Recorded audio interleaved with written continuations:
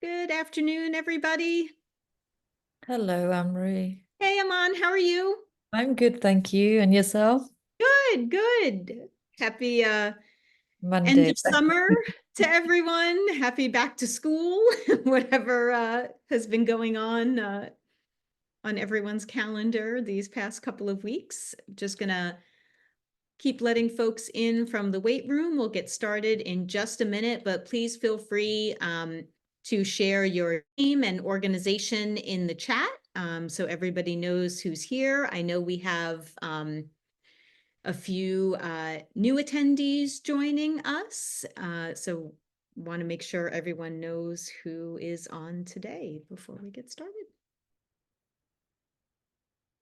Okay, I am going to let my many fine coworkers who are on the call with me now to take care of the wait room from here, and I will get started because it's 1:01. But again, thank you so much for joining us today. It's great to see everyone.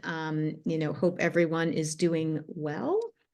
And I just wanted to kick us off today with a few updates and announcements from the Food Council before we get into our focus presentations for the day. So we'll be sharing the agenda in the chat. And again, if you're just joining us, if you could please share your name and organization in the chat, that would be great. So first of all, it is that time again that the Food Council is looking to replace some parting members from our Food Council and from our Board of Directors. So we are now accepting applications.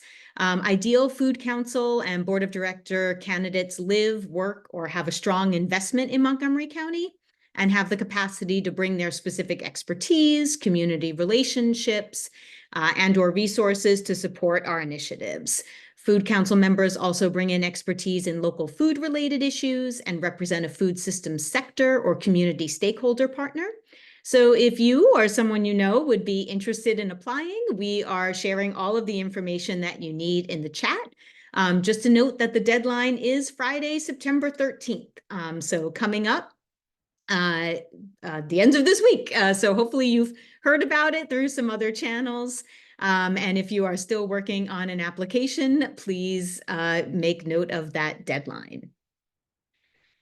I am going to turn things over quickly to Bita Momeni, relatively new on our staff. If you haven't met her already, I'll ask her to introduce herself and share a little bit about some communications updates that we are doing in the community. So Bita.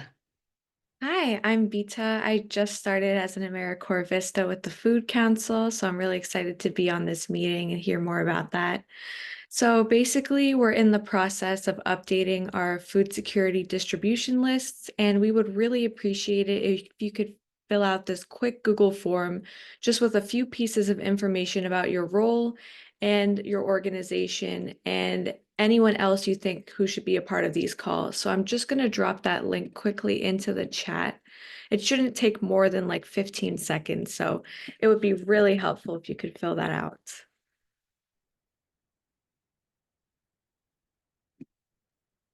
All right, thanks, Pizza. And I'll also ask Pizza if you can share some of our other items in the chat. So again, we're going to have our agenda and then all the links and information you need about if you want to apply to be a Food Council member. So that will be coming at you momentarily. I do. Anne-Marie, I'm sorry for interrupting. This is Not at all. Lauren. Oh, hey, Lauren. How you doing? I just clicked on the link and it says you need permission. Okay. Thank All right. you. I will Yeah. update that really fast. Okay. All Thank right. you. Thank you. I don't know if Thank anybody else you. had that problem.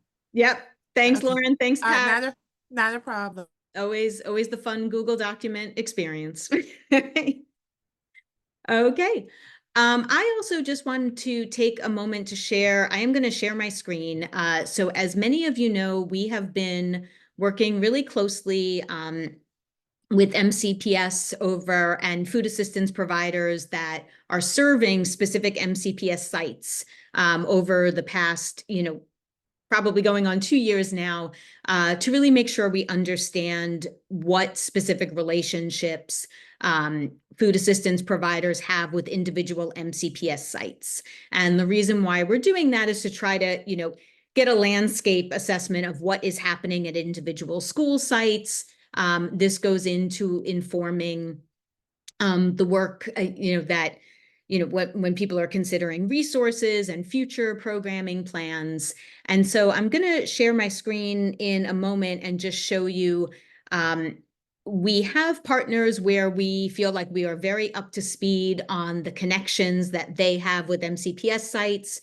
We have other partners where we have heard, maybe through the grapevine or in through other conversations, that something is happening, but we kind of need more information. And then we also know that there are probably some providers that are connecting with specific sites, and we do not have information about that yet, and want to be sure that we do. And I'm sorry, I'm sharing the wrong part of my screen, so let me adjust that in a moment. Okay. And so if folks wouldn't mind, taking a look, at the information that we have included there, and let me know, there we go. So if you see your organization's name in the need more information category, please know that we will be reaching out to make sure that the schools that we have heard that you are connected with, that we have the details that we need on that. If you don't see your name on this list and you are consistently working with the school, please leave a message in the chat so we know to connect with you. Just a note that we know that the latest round of OFSR school-based resources grants have not been finalized yet. So we will be informed by them of any new partnerships coming out of those grants when that information has been finalized. So don't worry if you have heard from them, but we're not putting your name up here. Don't worry about it. We will get that information. But again, if you are operating outside of the OFSR grants, to regularly, consistently provide a school site with food assistance resources, we would love to get more information about that and include that in our database. So we really have the most up-to-date picture of what food assistance at specific MCPS school sites looks like. I'm going to stop sharing my screen now, but we will include this in the notes. And like I said, we will be following up with those of you that are kind enough to let us know today that you are serving a school that we don't have the information about. So thank you there. All right, I think we are going to move into our main presentation today. I think we're a little bit ahead of time, so excuse me while I get myself caught up in my notes. We are thrilled today to be joined by Brigid Howe, the Executive Director of Nonprofit Montgomery. Before we get started with her discussion about all of the great resources that they provide to the nonprofit community in Montgomery County, I do just want to share a quick poll to get a sense of how many of our partners on the call today are already Nonprofit Montgomery partners. So we're going to run that poll in just a second.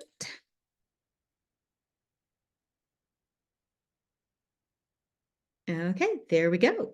So if you can please let us know what type of organization you are, and then let us know if you are already currently a member of Nonprofit Montgomery. And again, for those of you that may just be joining us, if you could please share your name and organization in the chat. And we will, in a few moments, share our agenda again for today in case you missed that the first time around.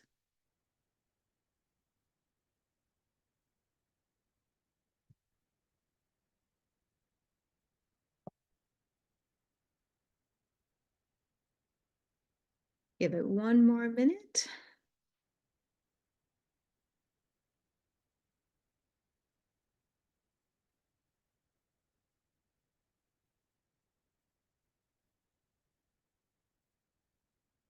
Okay. I'm gonna stop that for now. And Brigid, just so you know, we're currently showing about 44% of attendees are currently members, 32% are not, and 24% don't know, which we thought might be the case because maybe your organization is large enough, that you're not aware of some other folks already engaged. But thanks so much, and I'm going to turn things over now to Brigid. Welcome. Awesome. Thank you so much. And thanks to the Food Council for inviting me. This came from an amazingly productive meeting that we had where we talked a lot about the importance of collaboration and connection and really trying to break down silos, avoid duplicative effort, and work together to help improve the sector across the board. So I'm excited that we were so quickly able to turn that into action and have me come in and share a little bit with the providers. So I would normally have had a deck prepared to go along with this, but honestly, the one that I had just wasn't up to the level that I wanted. So I'm just going to talk. Those of you who know me know I'm pretty informal. Feel free to throw a question in the chat. I'll keep my eyes on it if it's something that I can answer as we're going along. If not, obviously we'll have room at the end if there are more questions. But first of all, I'm Brigid Howe. I am a lifelong Montgomery County resident. So if you ever meet me in person and you're from here, we'll talk about high school and where you might have gone.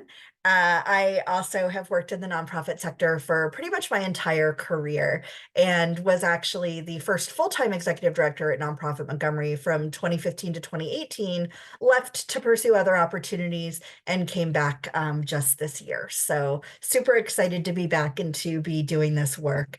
But for Nonprofit Montgomery, since about half of you are members or aren't, and then another significant percentage aren't sure, I'll just give kind of a brief overview. We are an alliance of nonprofits that serve Montgomery County. And if you want to know what do I mean when I say serve Montgomery County, we're not a membership organization for nonprofits who are just based in Montgomery County.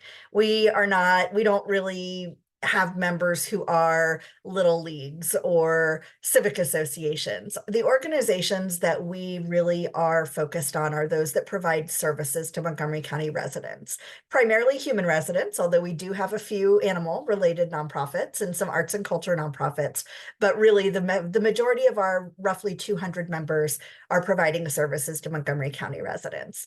The other thing that a lot of them have in common is that they are in some element they're coordinating with Montgomery County government or Montgomery County governmental agencies, whether that be MCPS, the county council, getting grants through the county government, or having a contract directly with one of the county departments. And that'll be important in a couple minutes. Who are we as a organization from the staffing perspective and the resource perspective? We are super small. We have 3 staff currently. We're hiring for a 4th part-time position. We only have 1 full-time employee. That would be me. So we are doing all of this on a shoestring and with few resources, which is why, as many of you are, which is why we understand what you're doing. And we also are really eager for partnerships and for volunteerism and participation. I am the executive director, and I am very lucky to work with my 2 colleagues who couldn't join the call, but my colleague Anna is our director of development operations, and Abby is our membership and communications specialist. So then who do we do it for? I talked a little bit nonprofits that provide services to the county, but just wanted to give you a breakdown of our members. We say we have roughly 200 members. Of those, 50% have budgets under $500,000. So we're talking small organizations that have unique needs because they're small. 50% of our organizations have budgets over $500,000, and they have needs that are a little bit different because they're larger. Some of them have budgets up to in the tens of millions of dollars. When we look at our organizations, one of the questions that we're asking with our intake information for our members is how long have they been operating? And a significant number of the organizations that are our members have been in operation for less than 5 years. So again, they're going to have very different needs and concerns from a more established organization that maybe has been operating in the county for 20, 30 years or more. So that's just a breakdown of our members. We also check on the size of staff, and we have members that range from 0 staff all the way up to literally hundreds of staff, and they're operating in a footprint that includes Montgomery County, but maybe also includes several other counties in the state. So what do? We say that we're an alliance of nonprofits that serve Montgomery County, but what does that mean? So we see the work that we do as really focusing on three distinct pillars. One pillar being capacity building and technical assistance for the sector related to operational excellence. So we have a lot of amazing organizations like the Food Council who are experts in their content area, right? The Food Council is a really great convening organization that can provide expertise and content knowledge around food systems, resilience, food resilience in the community, how to find a refrigerator at cost, things like that. We don't do that. But what we can do is help any organization become more sufficient, more sustainable, and really move toward operational excellence in the area of finance, outcomes evaluation, human resources, fundraising and development, and really anything that is that back office type of work and support. And so that's one of our pillars. Another pillar is that we see the importance of a united and communicating nonprofit sector. So we facilitate opportunities for convening. So informal networking opportunities like our monthly power hours are one way that we bring folks together to just talk about whatever they might want to talk about. We do that around the county, as well as we have a program called Table for 10, which is an informal networking opportunity. And we look for other opportunities to just bring folks together to connect, especially in 2024. 4 years after the pandemic, it's really more and more important to bring folks together in person. And our third pillar is our advocacy. And I wanted to just say, and I'm going to come back to this in a little bit more detail, but when we talk about advocacy, and we're really also talking about educating the decision makers in Montgomery County about the value and the work that nonprofits do in the county. So this doesn't just include the county council at budget time. This is year-round work and communication. And we are also very focused on 4 entities in the county. One being the county executive and all of the departments that report to him. So of relevance to most of you is probably the Department of Health and Human Services, and we work very closely with them. The second is the county council, and again, not just at budget time, but year-round, they are proposing legislation that impacts businesses and residents of Montgomery County, which means it has an impact on the nonprofit sector. We also work with MCPS. MCPS is an entry point for a lot of nonprofits to make a huge impact on the community, and our understanding and awareness is that they are not necessarily as it's not as simple to work with MCPS as it could be. So we're hoping to help to simplify that across the board. And finally, this year, and I'm excited about this, we're launching a partnership with the planning department. And that might sound a little arcane. Why should nonprofits care about zoning and planning? But the reality is that the planning department has a lot of power in determining what our community is going to look like into the future. And if they are making those decisions without consulting with and talking to the nonprofit sector and the clients that are served by those nonprofits, then it is not a true reflection of the needs of the county. So we are launching a series of conversations with the planning department this year, where we're hoping to build some of the strength of that relationship. So I'm going to go back to our programs a little bit. I mentioned that we do capacity building around operational excellence. And so I wanted to talk a little bit more in detail about what that means, but also just to share that last year, we were as an organization, we were dealing with a little bit of transition ourselves. So we did about 35 programs, some virtual, some in person. This year we have scheduled 65 and we're not done scheduling. And this is for July 1 to June 30th, 24-25. So check our program calendar. You're probably going to find something you want to attempt. We have signature programs like that we do that are funded, full transparency, funded by the county council, by the county budget, because they understand the importance of a strong nonprofit sector. And that includes our firm financial management program.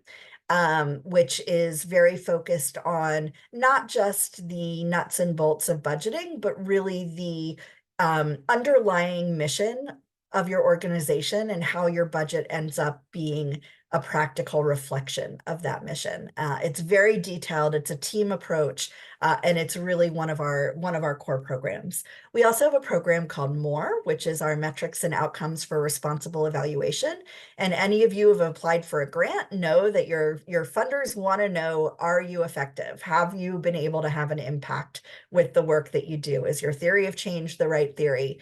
And so our MORE program hopes to help answer that question for your organization and give you insight. Additionally, I mentioned 65 programs coming up this year.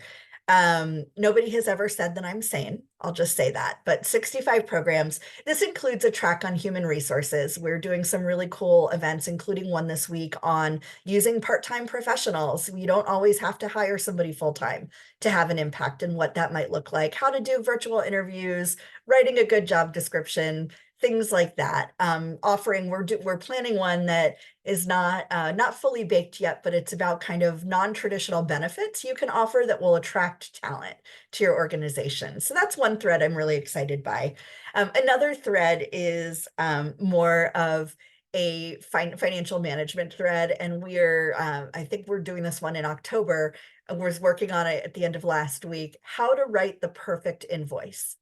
And that sounds really, really basic, and it's not basic at all. I think probably a few of you here might have had the experience where you send what you think is a great invoice into the county or to whomever, and it gets bounced back because you don't have a unique ID or you didn't update your mailing address. And so we're going to break that down and provide a template that our member organizations can use.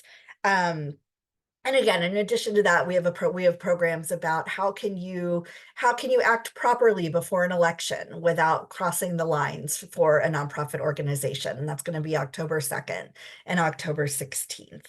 And many more programs that I can describe here. You can check our website, which is nonprofitmoco.org, for those. Additionally, we also are doing advocacy events and programs. So we are in the midst of scheduling a Meet the Superintendent town hall, so that the new superintendent at MCPS can hear about the concerns of nonprofits as he's formulating the 5-year strategic plan.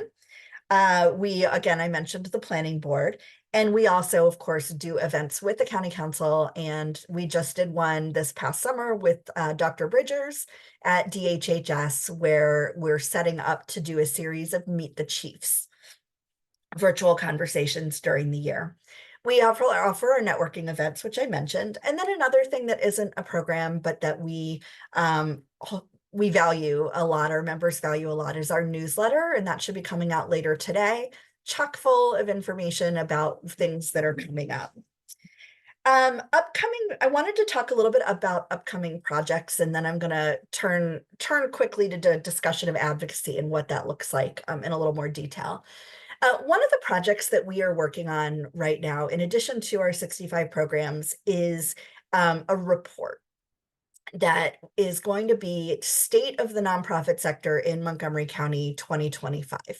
And this is an update to a report that we did in 2015. This report was called Beyond Charity, very focused on the economic and workforce impact of nonprofits in Montgomery County. The link is on our website. I'll drop it in the chat when I'm done talking. A great report. Still gets quoted to me. People will say, oh, I heard this great statistic about nonprofits. And I'm like, I know where that one came from. It came from the Beyond Charity report, and it's 10 years out of date. So we said, we've got to update this report.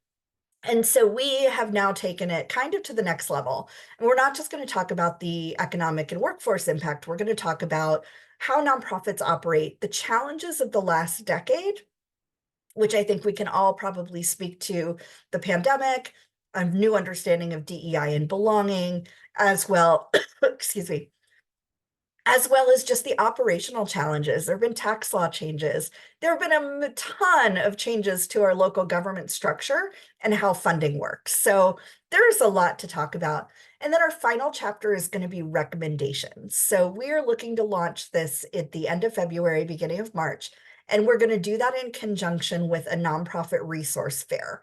So stay tuned. We're going to invite a lot of nonprofit service providers, government agencies, funders, umbrella organizations like the Food Council to come and exhibit, talk about what they do, and really just have an open house for nonprofits to walk around and get information and resources to help them excel. And we'll do that with the launch of the report. So we're really excited about this opportunity and can't wait to share that with you. And we think it'll have a lot of impact in the community. And then finally, I'm going to transition to talking about the importance of advocacy, which is kind of a segue to the next section of the agenda. I mentioned earlier that we do advocacy as one of our key pillars, and we see our advocacy as primarily being for our member organizations and the sector writ large. And what does that mean? It means that a lot of times the county council, when they're putting in legislation that might have an effect on businesses, and this could be something as I don't want to say simple, but something like Councilmember Will Jawando's menstrual hygiene bill requiring businesses with public restrooms to have menstrual hygiene supplies available. That's something that affects businesses. And so we try to bring attention to the county council about the ways that legislation that they're proposing or things that they're working on may have an impact on nonprofit organizations as businesses. But we also try to open the lines of communication for the understanding that nonprofits are trusted community partners. And if you want to get the actual concerns and voices of the community, the folks that provide services to those communities can really help you get a better understanding. So we see a lot of what we're doing as well as elevating the voices of community members who are served by the nonprofits who are our members. The way we do that, again, we do it through a lot of informal just conversations, a lot of, hey, council member so-and-so, do you know about this thing that's happening that we're hearing about from multiple of our members? Or, hey, so-and-so in the county executive's office, we're hearing a lot of people are having trouble getting paid. Can we look into getting those invoices processed more quickly? What would that look like?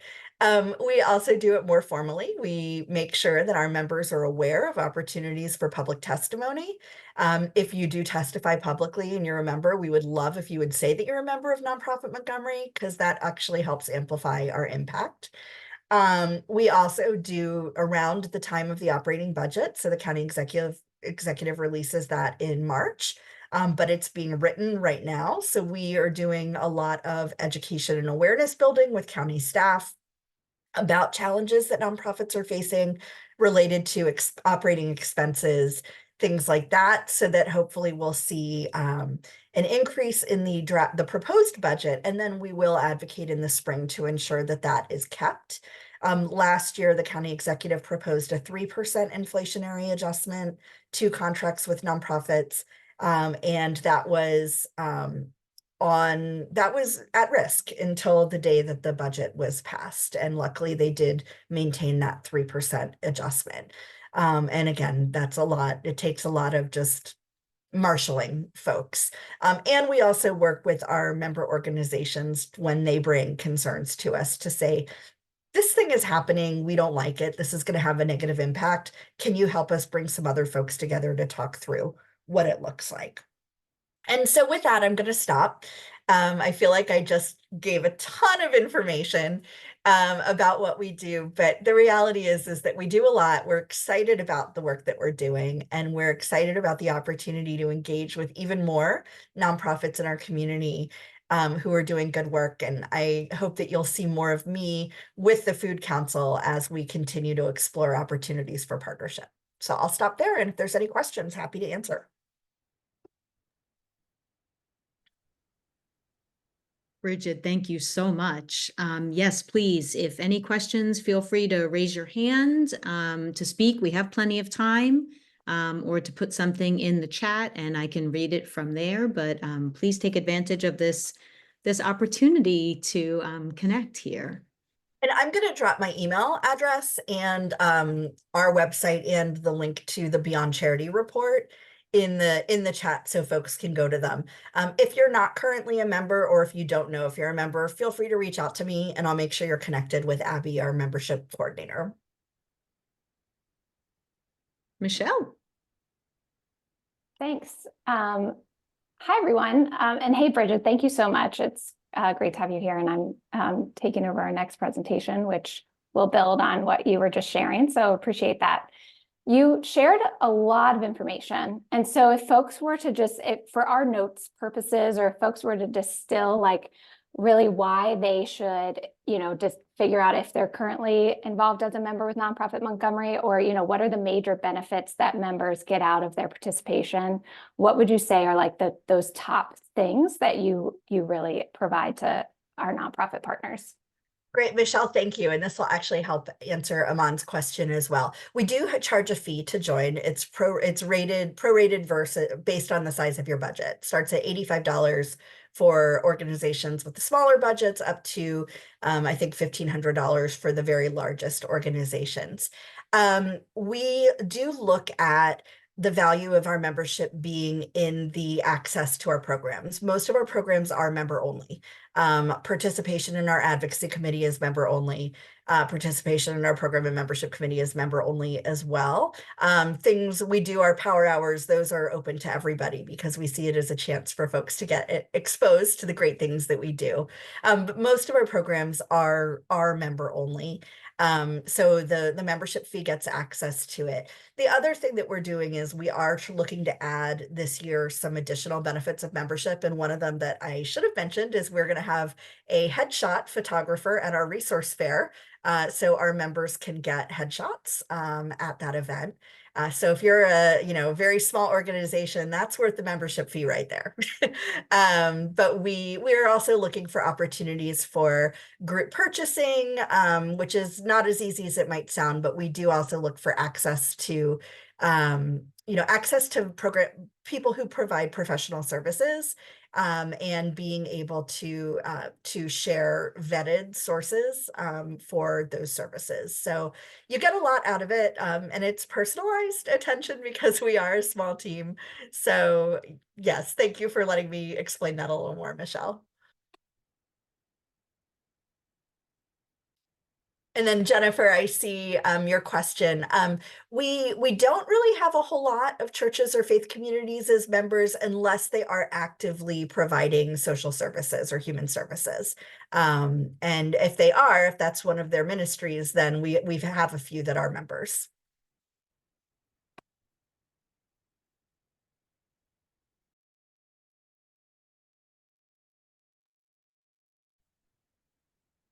Any other questions? I will say to build on what Brigid had started. Yes, this, the point of coming together today definitely came out of a conversation that we've had with Brigid over a couple of happy events that we were able to attend of Nonprofit Montgomery's.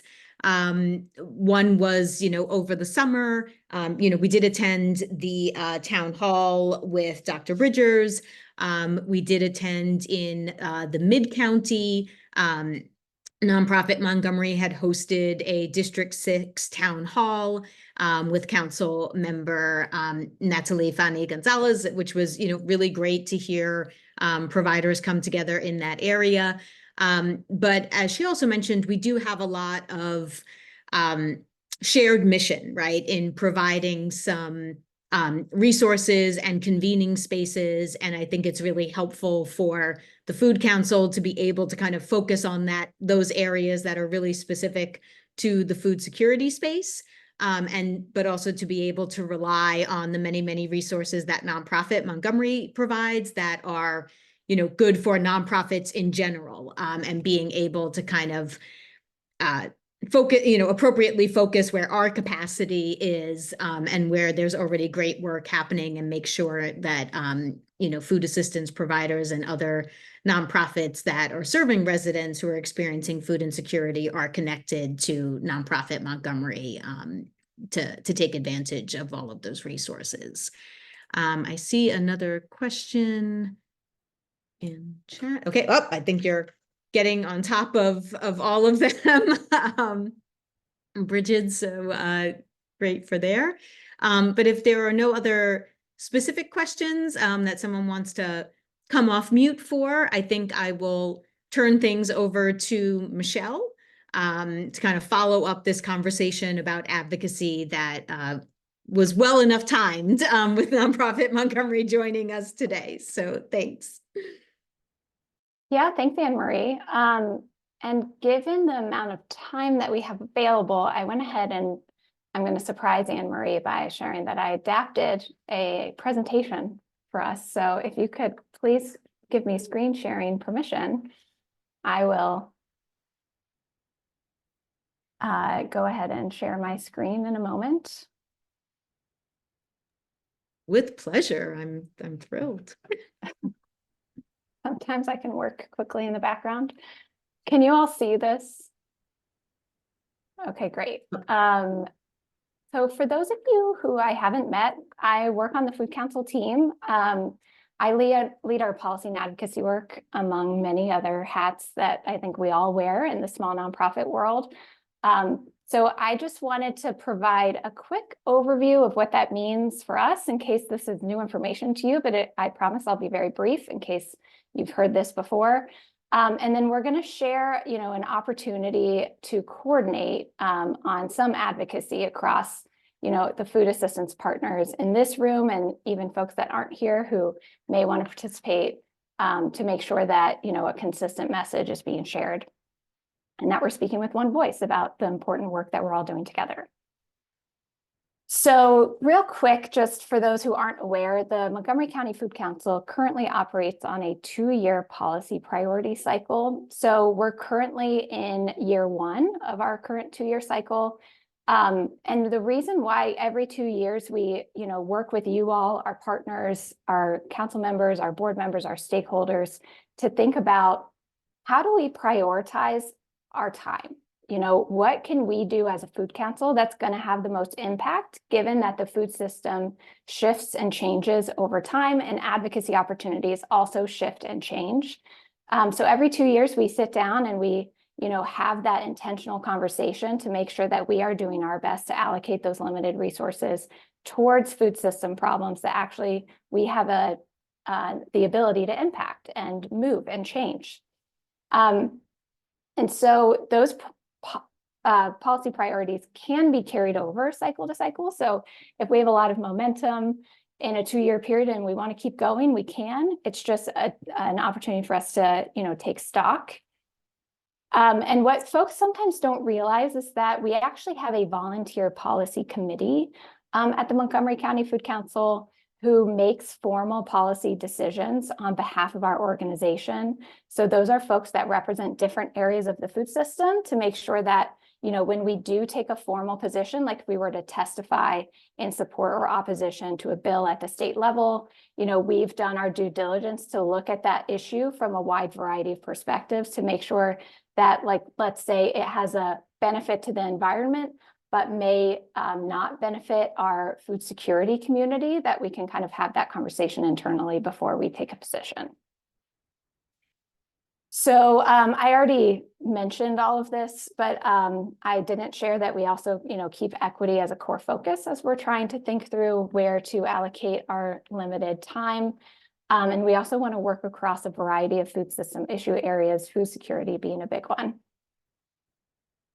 So our current policy priorities, this is a very simplified version of a larger document that we're still kind of working on internally, but we want to increase food security in the county, increase access to affordable land for food production, increase local food and beverage procurement, and reduce food waste and support food recovery. So very broad, but give us some direction. And I think those of you who know about our work in these areas know that this is how we structure our working groups with community partners to engage in each of these areas.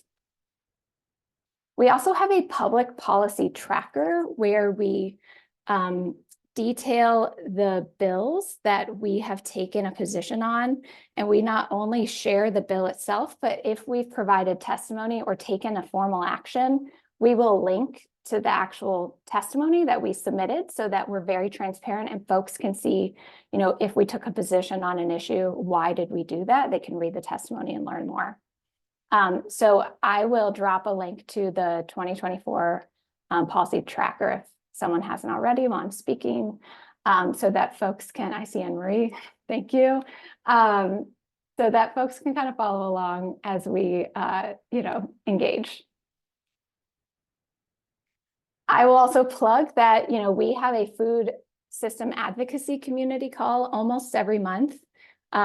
We don't typically have this call during the state legislative session because our policy team is really busy engaging in that statewide work. So instead, we send out more newsletters and encourage folks to participate in a call that's run by the State Food Council, the Food System Resiliency Council, which I also happen to chair. So that's one reason we don't have calls during the legislative session. But when we're not in the legislative session, we have these food system advocacy community calls where they're really educational in nature.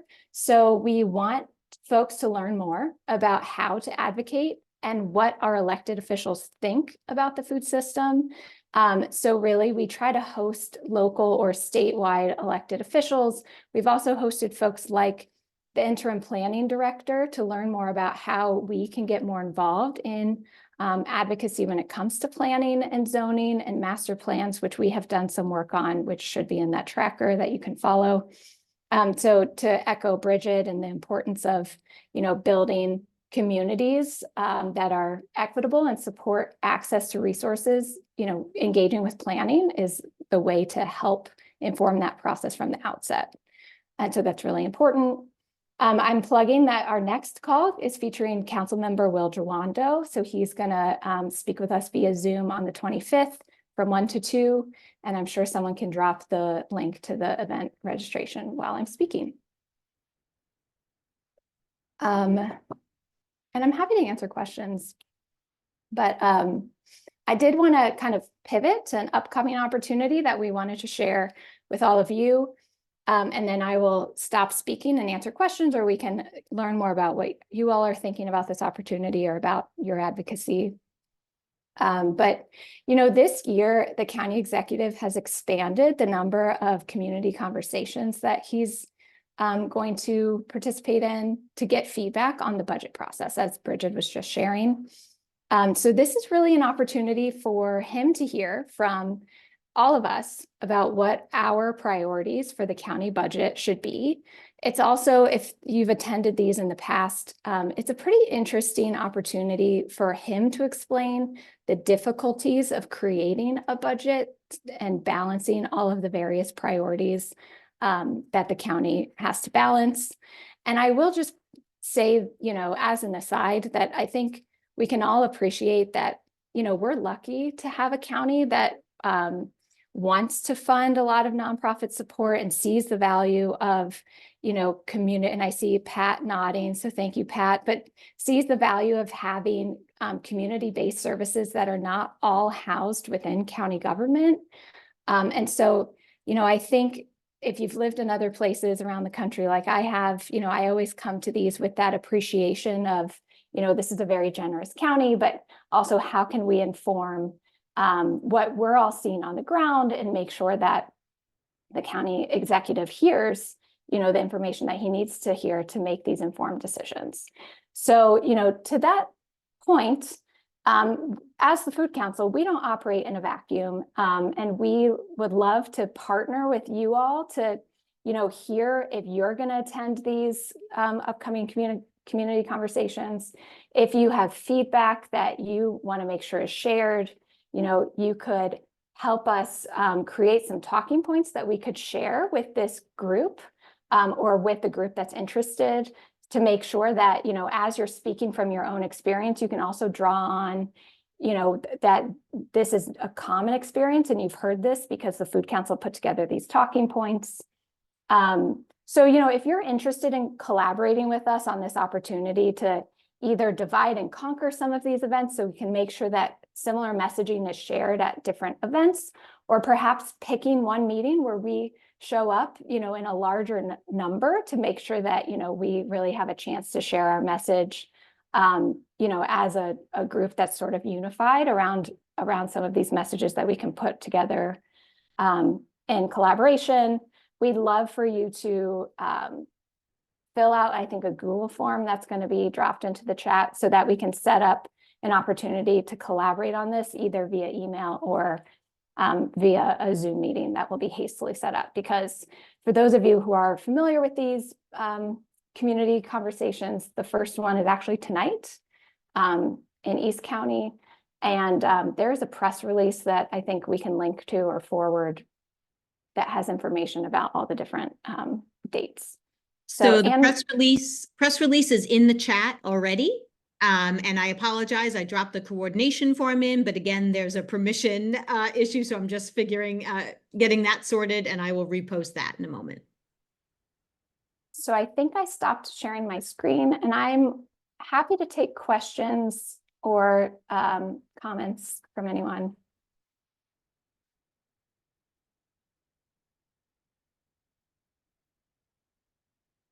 Everyone's busy eating their lunch, which is fine. Pat, anything you want to add based on your experience with some of this in the past? No, I think you're doing a great job. If I think of something, I'll raise that hand. Okay, thanks, Pat. I know you have a lot of great experience sharing your stories from things that you all have experienced with our elected officials. So didn't mean to call you out, just appreciate that you're here and doing this work. Since nobody else is going to talk, I am going to say this. Michelle really brought a point forward that we really do have a great county executive. We really do have some really good council members, but you have to give Mark his props for really, really listening. I've seen some changes even with the grant process, some commitments he's made to making sure that even in the nonprofit sector, so many times, so many programs, like we're not going to pay for any staff, et cetera. And he really stressed a few months ago that he was putting an emphasis on doing that because he really values what the nonprofit sector brings to the community. So I have to give hats off to him. And of course, with any elected official, their hearts are always to do a lot more than they can because you have to have, in his case, county council members and others. Same thing with our, other government. When you think about our previous presidents and commitments and things that they had hoped to do to work across the aisle, so to speak, regardless of party affiliation. But I will say that I really appreciate the heart. And I've said it, I think, on everything since 2020 when we really started massive convening. I actually live in Prince George's County, working on that. There is no place, and I have so many partners in Prince George's and other communities, Washington, D.C., Howard County. There is just no elected official that I'm aware of. And based on talking to many of my partners, even during when COVID hit, the actions, the strategies that were put in place to bring the communities together in every sector of service, food, critical, and the investment that was made there and the collaborations that we still continue to have today, even with the food counts, even though I know Prince George's has one and it's gotten a lot more active. I think Montgomery's been the impetus for that, but I can say, because I do have several partners, this county and Montgomery County Food Council, I have to give you all the props. You do amazing work and you try to make sure all of us are included and you listen and you advocate for us. And I'm just very grateful. My clients are extremely grateful and just keep doing what you're doing. Thank you. Thank you, Pat. And thanks for your willingness to be put on the spot and share those kind words. And yes, we do it all in collaboration. I did get a question that was directed just to me in the chat, but I'll address it for everyone, which was when will the conversation start with the council members and not just the county executive? And I think that's a great question. And, I think Brigid can probably speak to this as well. So when the county executive releases his draft budget around March 15th, that's sort of the formal opportunity for organizations to meet with county council members to share your perspective on that draft budget. Those conversations occur, before the council starts their formal budget hearings. And so there is sort of a window of time after the draft budget is released and before the budget hearings occur that council members are open to that feedback from community members. And then there's obviously the formal opportunity to provide feedback during those budget hearings themselves. And there is a big day when a lot of nonprofits go and testify about the county budget. And so we'll keep everyone informed of those opportunities through our advocacy call, through our advocacy newsletter. If you're not already on our advocacy listservs, if you're not getting our advocacy newsletter, which goes to kind of a smaller subset, because we don't want to spam everyone with everything we have, feel free to reach out to Jack on our team, who is really another one of our staff that leads a lot of this work. And so I see that he's been in the chat. And, I just want to give kudos to Jack for all of his hard work in our advocacy and policy space, as well as everyone across our team, because we all do a little bit of everything, as most of you know. So also, though, the Food Council is in early talks, so I don't want to share too much about this, but we are in early communication with the Office of Food Systems Resilience to host a joint community forum. It doesn't have a name yet, but likely an in-person space that we will invite the county council members to, and we will invite the food assistance community to, where we can kind of have this conversation in person. So more to come on that. I imagine if it occurs, it'll happen in the winter before the county executive releases his draft budget, so before March 15th. So more to come, but we're working on an opportunity for more of that formal feedback and for us to kind of coordinate on how to share the message to county council about what's happening in the food assistance space. So I'm happy to answer any other questions folks have or expand. Yes, and thank you, Brigid, for that comment in the chat. Great point.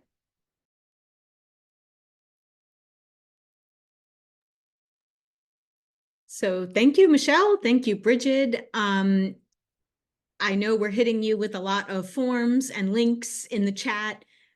Never fear, as always, we will share all of that in our resource email that will follow up from this call later in the week, along with the recording, in case there's anything you want to kind of go back and refresh for yourselves, as well as like some major kind of timeframes to be aware of, websites, contact information, all of that information. But please do, if you're on the call now and you want to take a moment to complete that coordination form and let us know if you are interested in working with our advocacy team and us to kind of thinking through the approach to those county executive community conversations. Please do complete that. The link has been updated, so you should be able to access it. And this is also a good time for another plug that if you were late in joining us or just didn't get a chance to do it, we are also reposting a link in the chat about making sure that we have your contact information. Sometimes people find these calls through different methods. We want to make sure that especially if you are a food assistance provider, that you are on the appropriate distribution list for us, and that we are sharing timely information to you that you want to be sure to be aware of. So please take a moment. I think Bita is going to put that link in the chat again. Please take a moment to complete that and make sure that we have you added. We really want to take some time this year and take advantage of the many resources that Bita brings to her position to kind of help us update this space, make sure we're connected, make sure we're getting you the resources you need. So thank you so much there.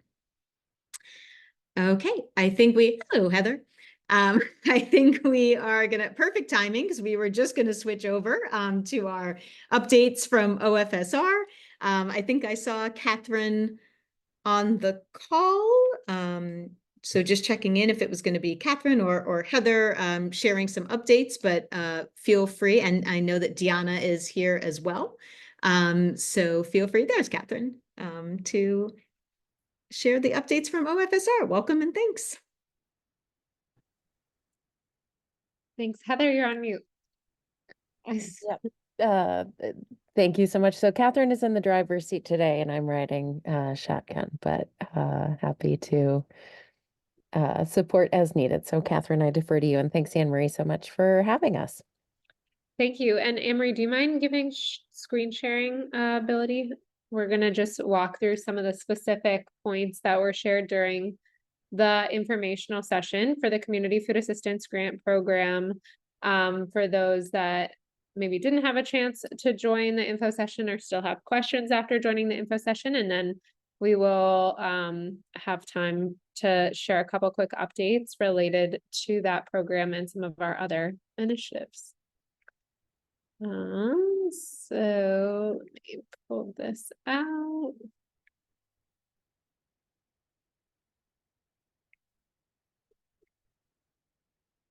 Okay.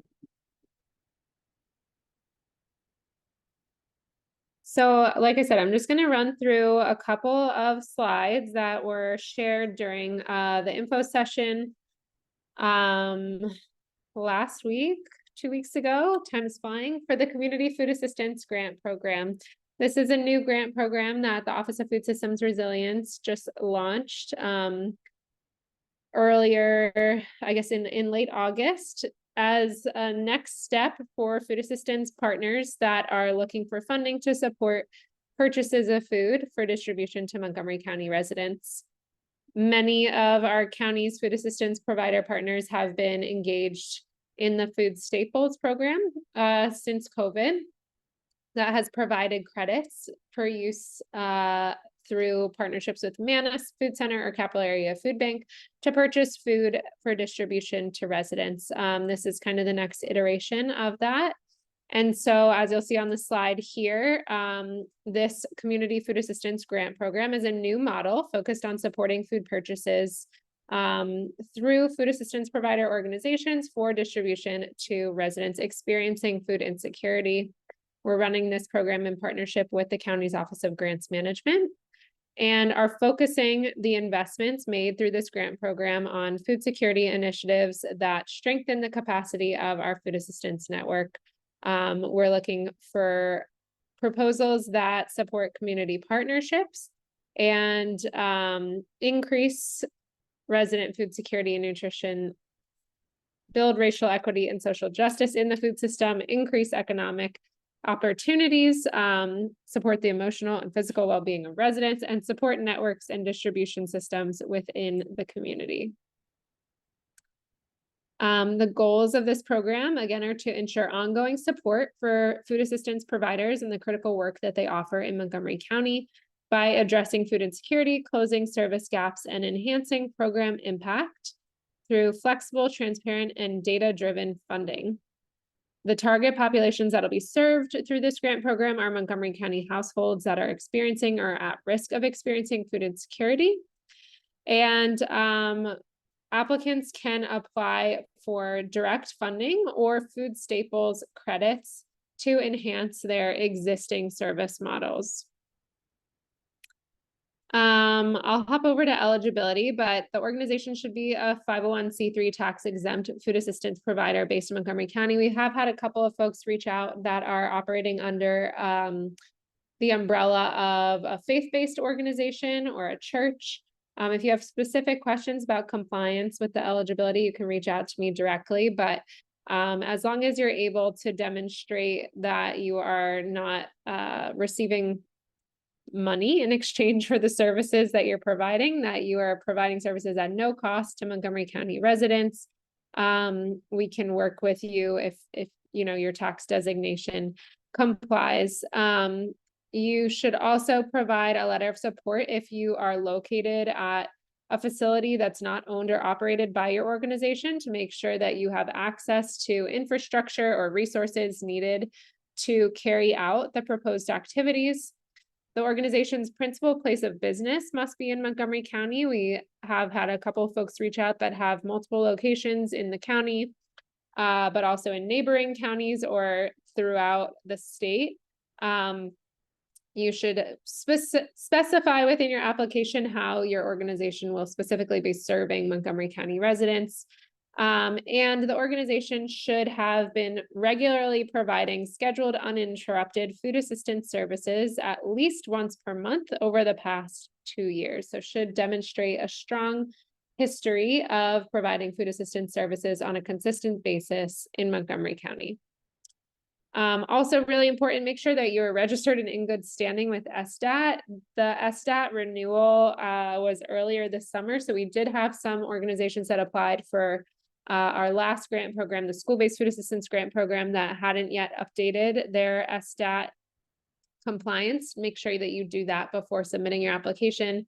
Otherwise, it'll add a little bit of lag time in our ability to process your proposal.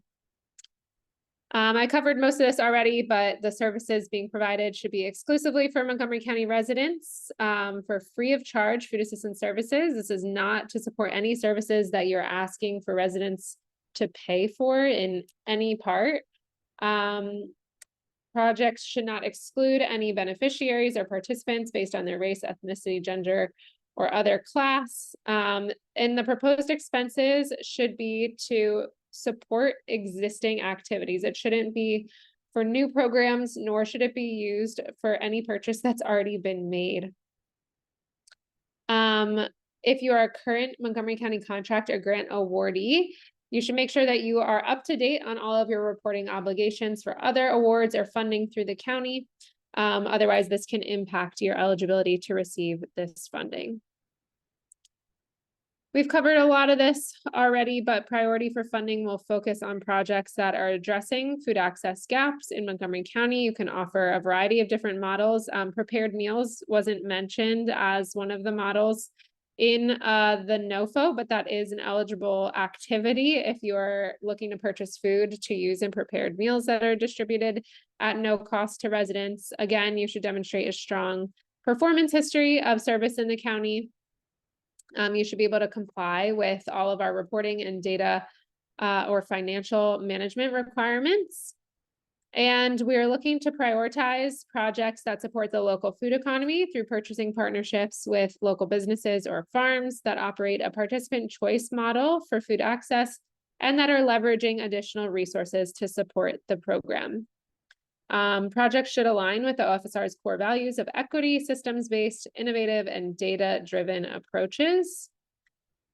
And the last thing I wanted to highlight for right now is that you should go ahead and create a profile in the Office of Grants Management platform now.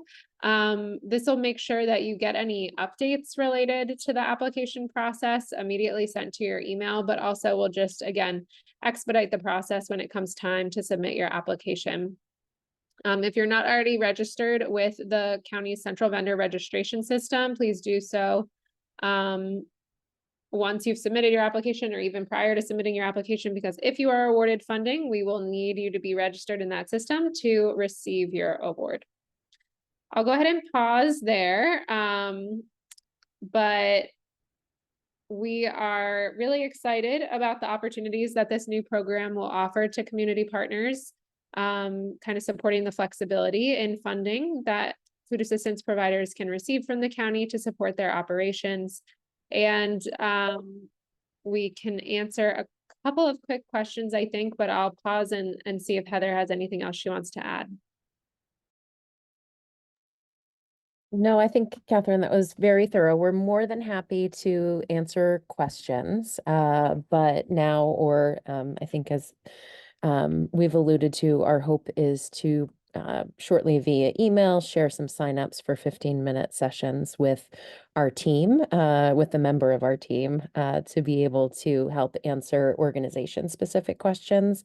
But I just want to recognize that I know this is a time of significant transition, and our hope is to make it as seamless and as smooth as possible, but also recognize that any change comes with bumps and with challenges. And so we're really looking forward to the partnership of our community with both, kind of patience and understanding that we're all navigating through this together, and welcome your feedback, but also, recognize that new times, can can raise a lot of questions. So please don't hesitate to reach out to our team, and we welcome your feedback, and also know that this is, my hope is that this is the first iteration of a renewable grant program that will have long-term impacts that are not just specific to a pandemic. And so, as happens with all of our renewing grant opportunities, we're always looking for ways to refine it and smooth it out through the years ahead.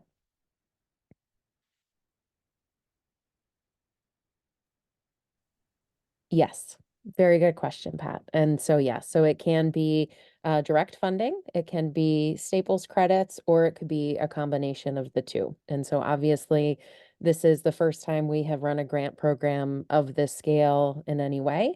And I think, as all of you know, the financial resources that are budgeted for it are not everything that was included in the original county executive recommended budget. And so, obviously these are requests, not guarantees of awards, but our hope is to better understand through the grant application process what the preferences and priorities are of our partners so that we can steward the resources in ways that are flexible to meet the unique needs of every organization, but also are efficient with the dollars that we have. I think this also allows for a certain percentage of the grant request to go towards staffing and operational costs. So we hope that this flexibility can make things work a little bit more effectively based on an organization's needs.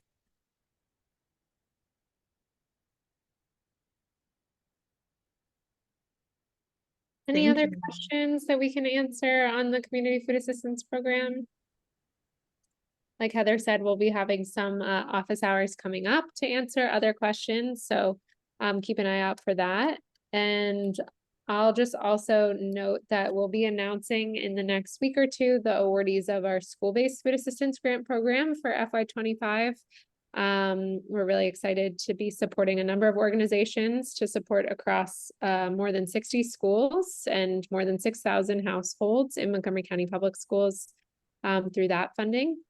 And we will be hopefully sharing more information on the next round of the Food as Medicine Grant Program later this fall as well.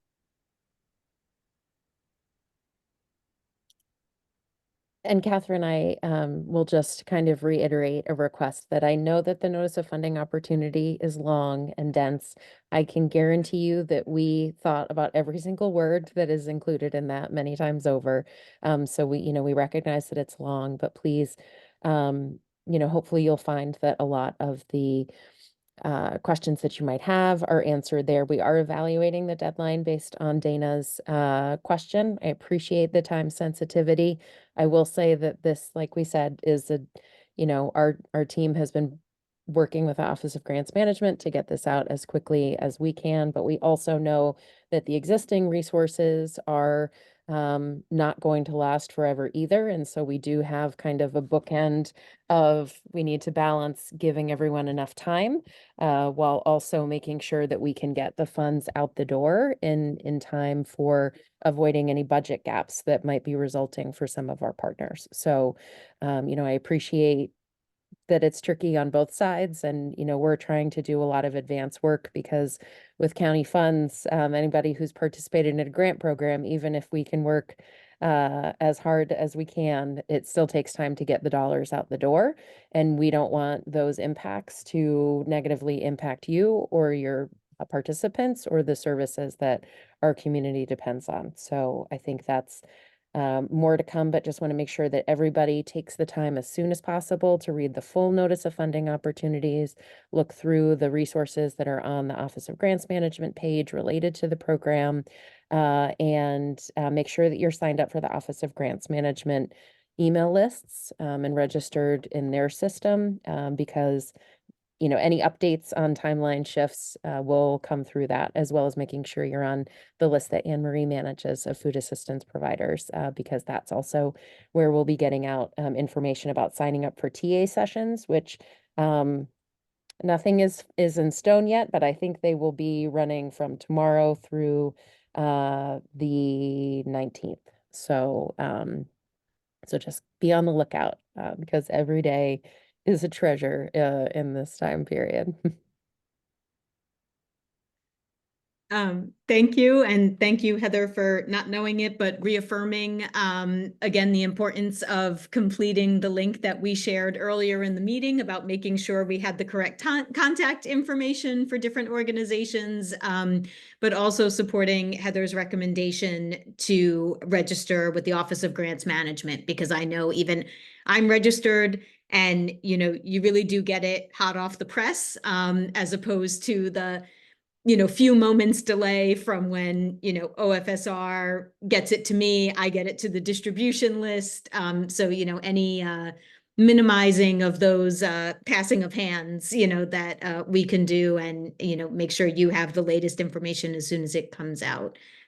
Please take advantage of that.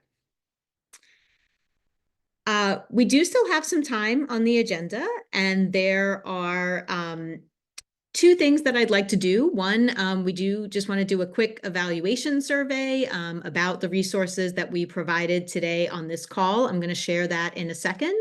But what I'd also like to do, because we so rarely have time, is allow folks to introduce themselves on this call. Every now and again, I like to take advantage of extra time to do that. And I know that we have some folks that may be joining us today, either for the first time or coming back after not being able to participate for a while. So I'm going to get that poll up and running, but please feel free to come off mute. And like I said, maybe we can start with folks who are new to the space entirely and kind of work our way through, but it would be great just to hear from everyone individually.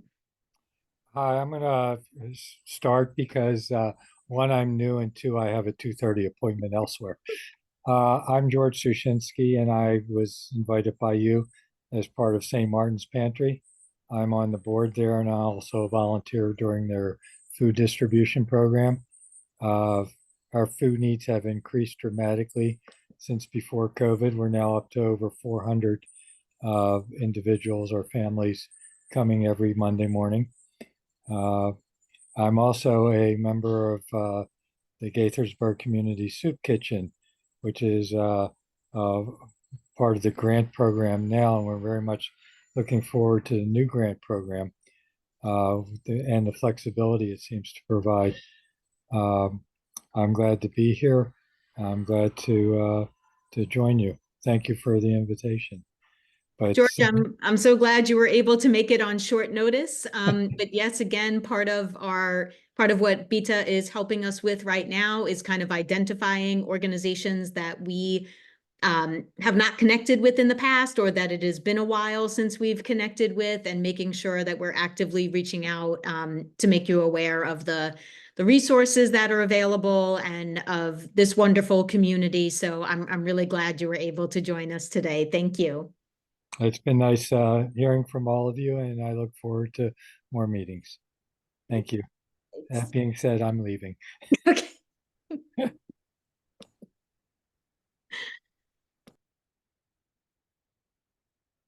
Anyone else? No need to be shy. We have 17 minutes that I'm happy to spend with you. So. I can go. I just can't share my camera at the moment. My name is Bethany DePaulo, and I'm an AmeriCorps member serving for Every Mind, which, if you're not familiar, it's a nonprofit located in Montgomery County. And I'm helping out with the community education team right now. So this is my first meeting that I'm attending on behalf of, the rest of the team. So I'm happy to be here and learn a lot of new stuff today. So thank you, everyone. Welcome, Bethany. Thanks for joining us. Again, poll is still open, so feel free to participate in that with one eye on that and an ear on introductions. But anyone else joining us for the first time today or coming back after a while? Yeah, that would be me. Hi. Kat Kahn from Harvest Share, and we're kind of unique because we don't actually directly provide the food, but in looking at the number of people that are on this call, many of their organizations do have received our food, and we're coming up on our 5th summer season, so that's a big a big deal for us. And it's nice to kind of check in. It's great to see you, Kat.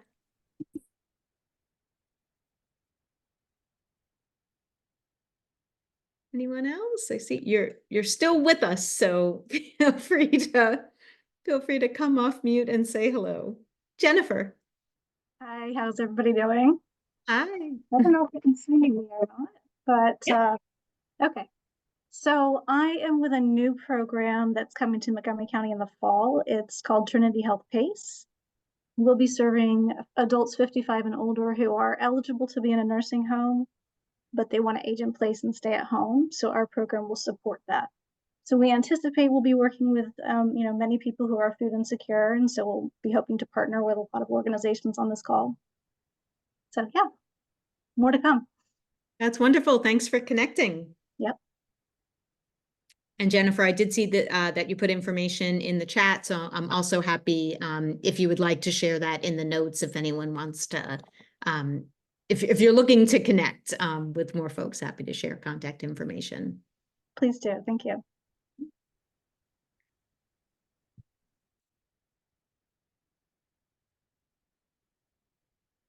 Anyone else? Well, I'm not new, but I'm Pat with Rainbow Community. We'd love to hear from you, Pat. Thank you. Yeah, the quiet one, right? I just want to give a big shout out also to Harvest Share Cat Con and her team, because it happens sometimes, and sometimes people think that, the food that they collect in their gardens might not be a lot, but I can give example. We've had twice in the last couple of months where we were done on one of our Saturday grab and goes, and we've given everything, and there's a few more cars in the line. And I know the last time we had exactly 7. And I didn't remember that Harvest Share was coming, but thankfully they showed up at the right moment.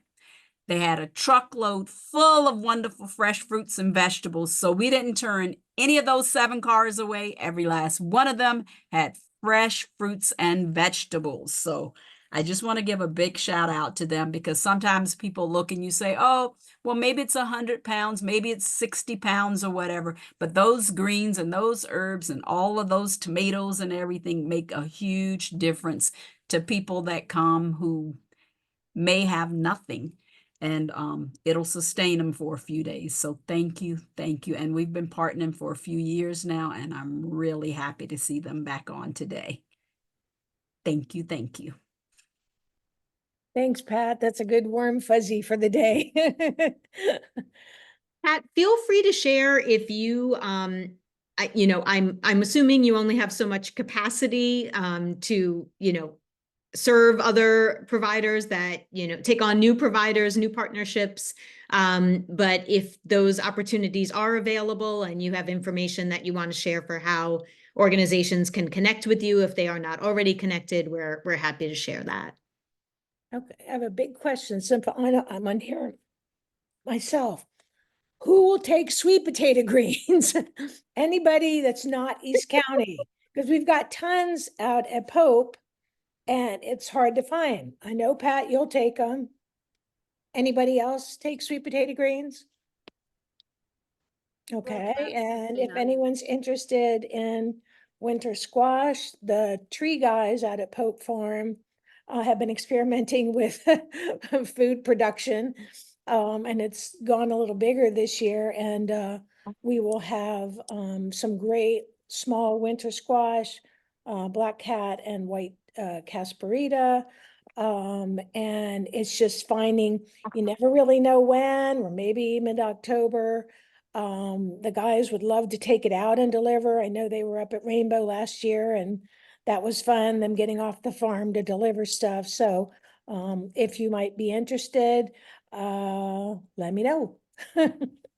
I'll put Hey, sorry, how I to don't know. contact me in the chat. Sorry, Yeah. I don't know if you guys could hear me earlier, but I was saying that someone else could take sweet potato greens. So Kat, it looks like you have takers from So What Else? You have Mum, Clifton Park Baptist Church, and Catholic Charities are all responding positively in the chat. So I will get that. Anyone else want to say hello? I mean, look, we never know where it's going to go. Like,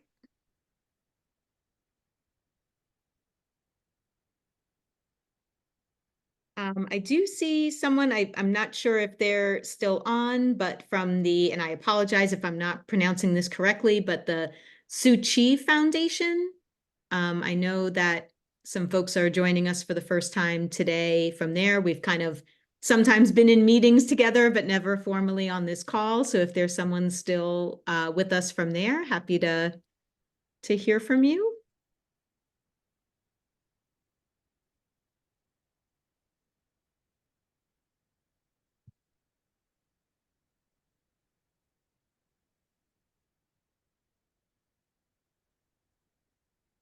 Right.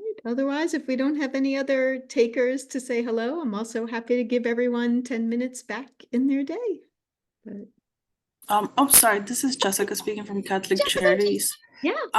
What was the contact name that we can speak to Kat for the sweet potatoes before we get off the call? So I know Kat's coming off of mute, Okay, but just so you know, it's sweet potato greens. Yeah, these are the greens. But I will put. And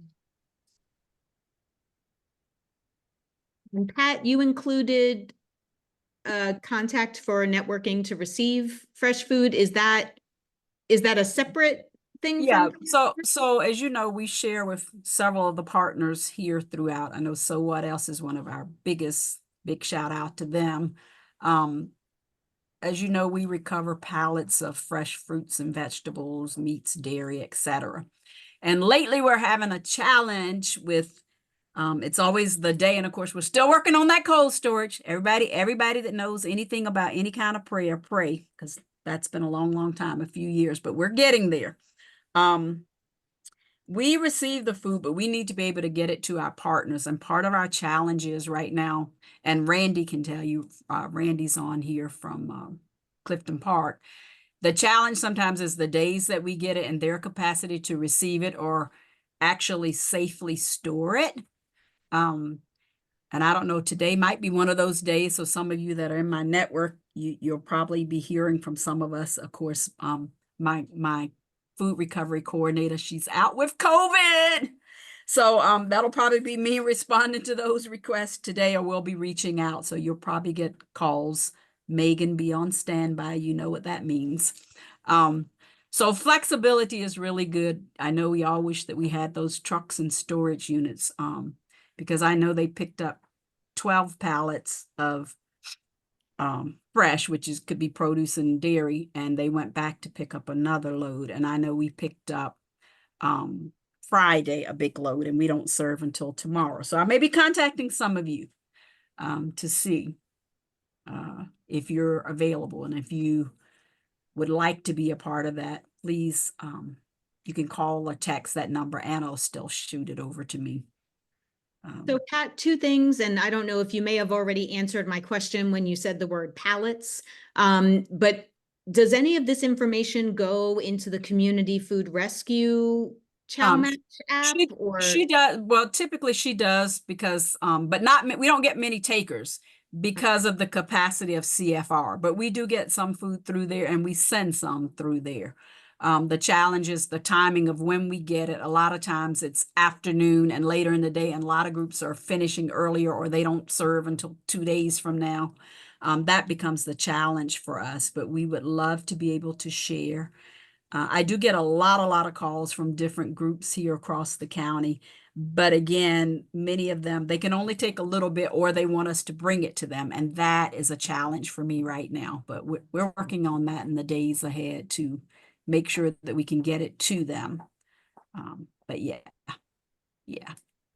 Pat, just a reminder too, anytime in the moment, if you have information that you want us to share about available food through the food assistance provider group distribution, we're happy to share that information as well, with the specifying that people need to be able to come get it and what the capacity is that you're looking to move. And that challenge, if any of you all are involved in community food rescue or food recovery, you know that challenge because the donor will call, they'll tell you to come at this time. You get there and they've got other trucks sitting there for their business and you sit and wait. And you may have, because sometimes in the past, I know Megan can relate to this. Sometimes we said, hey, we're planning to be here around, 1 or 2 o'clock, but then our guys get delayed and then their people and then their staff, are getting off, or that's probably one of the biggest things I know with Manna was their staff is earlier in the day and the availability. So we're trying to figure all those pieces out. And when we finally get this unit built over here, it'll be some relief. Last week, and I have to tell you, my heart literally broke early in the week because we had no partners that could go. We couldn't go. And of course, my truck's been broke. We've been renting trucks. Sometimes you can't get a truck. And our truck needs to be put in the shop so it can get fixed. But they threw away 52-foot long pallet of fresh meat, chicken, etc. Broke my heart. And I have to remember to just say, let me shoot it to Anne Marie probably. But I know Anna's reaching out. We've probably got about 14 of the groups that are in that network. And again, you have to, when you go to most of the donors, you must have a truck. They want a 24, 26 footer, got to have a reefer unit, and has to have a, what's the thing? Lift gate on it. And they like a certain size lift gate too. Because obviously it takes a lot of time for their staff if they've got to manually, we've sent one of our partners one time, they had to manually unload their pallets and load the truck, which takes away from them. So we want to be good partners, with those donors as well. Thanks, Pat. I know Dana has a question in the chat. She's wondering if what you're discussing is in addition to what So What Else has been sharing frequently. It's in addition because So What Else also picks up from us as well when they can. And they're probably, right now, they're the one that picks up the most. Venice used to do it, but then Ken retired. He comes still sometimes now for Venice. And so we're trying to work out those logistics where we can make it more efficient. And of course, once we get this cold storage unit built, that will help us a lot. But yeah, it's in addition. I think Dana and I have been trying to connect for how many weeks now, Dana? Months, but we're getting there. And thanks to Catherine, who also shared in the chat about an additional round of grants available from the Morningstar Foundation. We will be sure to share that out if we haven't already. Sometimes these kind of all run in a blur in my mind, but we will be sure to include that in the notes as well. Okay. That being said, unless there's anyone else that would like to share, as far as October, we will get back to you on our schedule on a date for our October call. Normally we would have this again the second Monday of October. That falls on Indigenous Peoples Day when our office is closed. So we need to discuss internally, and we will let you know once we have a new date for that. But otherwise, look forward to seeing you then. I hope everyone is well, and I hope I get to see many of you in the community at some upcoming events. So hope you have a great rest of your day. Awesome. You too. Thanks.